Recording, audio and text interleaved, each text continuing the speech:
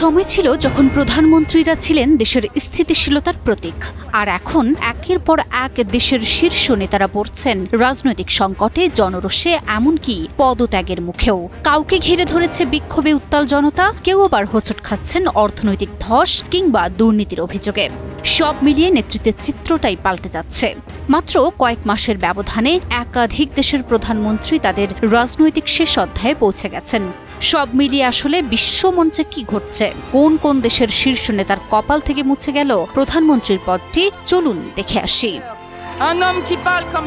প্রথমে নেপাল দিয়েই শুরু করা যাক। নেপাল যেন হঠাৎই ইতিহাসের মোড় ঘুরিয়ে দিল।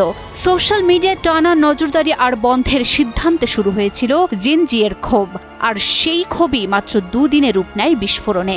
রাজধানী কাঠমান্ডুতে হাজার হাজার তরুণ তরুণীর বিক্ষোভ আগুন ছড়িয়ে দেয় পুরো দেশে।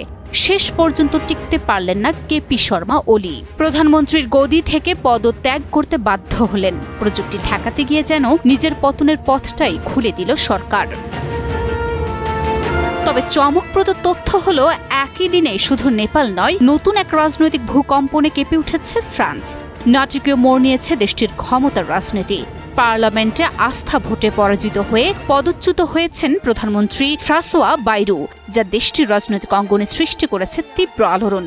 সোমবারের ঐতিহাসিক এক ভোটে সংখ্যাগরিষ্ঠ এমপি তার বিরুদ্ধে অবস্থান নেন, যা সরাসরি সংকটে ফেলে দেয় পুরো সরকারকে। মঙ্গলবার 9 সেপ্টেম্বর বাইরু তার সরকারের পদত্যাগপত্র প্রেসিডেন্ট ইমানুয়েল ম্যাক্রোর কাছে জমা দেন। ফলে এখন শুধু একজন নেতার পতন নয়, চ্যালেঞ্জের মুখে পড়েছে ফরাসি সরকারের অস্তিত্ব। ফ্রান্স নেপালের ঠিক দুদিন আগে নিজ দলের ভাঙন ঠেকাতে পদত্যাগ করেছেন জাপানের প্রধানমন্ত্রী শিগেরু ইশিবা। পার্লামেন্টের উভয় কক্ষে তার নেতৃত্বাধীন জোট সরকার সংখ্যাগরিষ্ঠতা হারানোর পর তিনি দলের ভেতর বাইরে চাপের মুখে পড়েন। তাই ক্ষমতা গ্রহণের 11 মাসের মাথায় অবশেষে 7 সেপ্টেম্বর পদত্যাগের সিদ্ধান্ত নেন ইশিবা। ইশিবার এই আকস্মিক পদত্যাগে বিশ্বের চতুর্থ বৃহৎ অর্থনীতির দেশ জাপান হঠাৎই নতুন করে রাজনৈতিক অনিশ্চয়তার মুখে পড়েছে।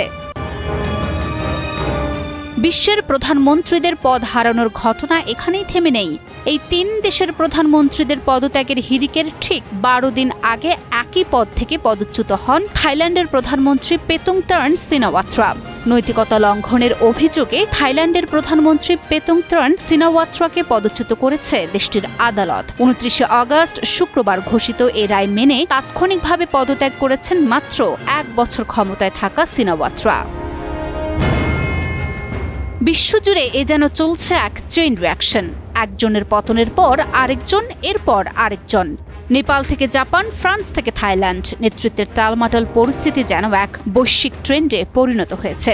এই প্রবণতা ইঙ্গিত দিচ্ছে এক গভীর প্রশ্নের দিকে। রাজনৈতিক অঙ্গনে শীর্ষ নেতাদের পদচ্যুতির এমন ধারাবাহিকতা কি নিছক কাকতালীয়, নাকি এটি বিশ্ব রাজনীতির নতুন বাস্তবতার প্রতিচ্ছবি?